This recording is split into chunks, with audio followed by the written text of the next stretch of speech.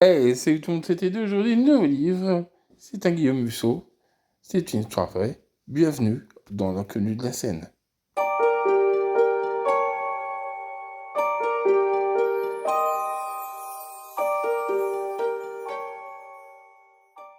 Lundi 21 décembre.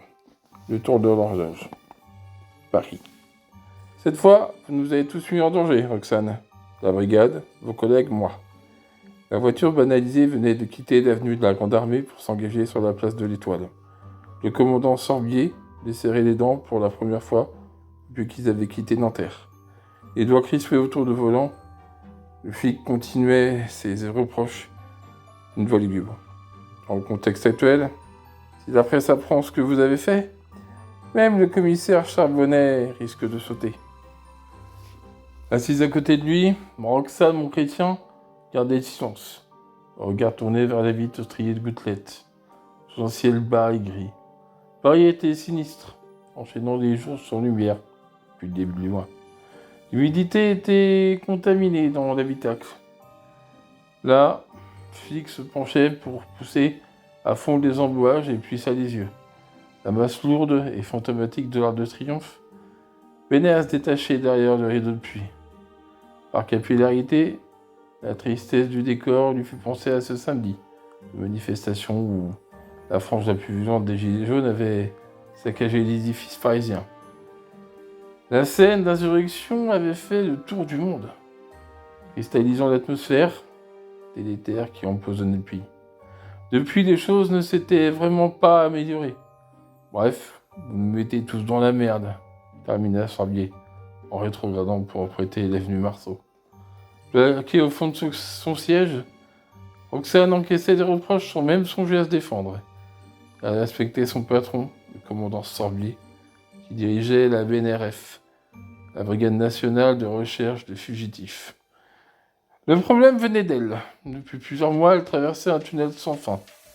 Elle se massa les paupières et descendit sa vitre. Au contact de l'air frais, elle voulut croire que l'énergie lui reviendrait, provoquerait un déclic salutaire. Son destin s'écrivait désormais loin de la police nationale. Je vais démissionner, patron, lança-t-elle en se redressant. C'est mieux pour tout le monde. Roxane ressentit une certaine libération en prononçant ces paroles. Elle, qui avait toujours vécu pour son métier et se retrouvait aujourd'hui dans l'incapacité de l'exercer correctement. Comme beaucoup de ses collègues, son malaise était, au fil du temps, muet et véritable désarroi. En France, le plus spécifique, en région parisienne, la haine anti-flic était palpable, partout. Suicidez-vous, suicidez-vous! Elle pensait au slogan ignoble lancé aux policiers quand les manifs. C'est maintenant, songea-t-elle en respirant plusieurs fois. Plusieurs bouteilles d'air pollué. Maintenant que je dois partir. Un engrenage mortifère était mis en branle qui avait conduit les gens à détester ceux qui étaient censés les protéger. On entendait des traquenards aux flics dans les cités. On assiégeait leur commissariat. On les lâchait dans les manifestations. On leur tirait au mortier en plein Paris. Leurs enfants allaient à l'école, la peur au ventre. Leur famille se délitait. Et samedi après samedi, manif après manif, les chaînes info les faisaient passer pour des nazis avec une gourmandise obscène. Suicidez-vous, suicidez-vous! C'est maintenant que je dois partir.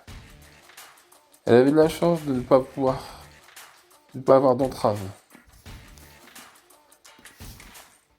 Pas de prêt à rembourser. Le gamin élevé, pensant à payer. Elle a quitté non seulement la police, mais aussi ce pays malade. Je trouvais un rocher à l'écart, mais pas trop loin. Je pourrais, avec douleur, finir de le regarder s'embraser. Vous aurez ma lettre de démission dès ce soir, promit-elle. Sorbier secoua la tête. Ne rêvez pas, Roxane. Vous n'allez pas vous en tirer à si bon compte. Vous aurez à présent le nom de la Seine, en direction de la place de la Concorde.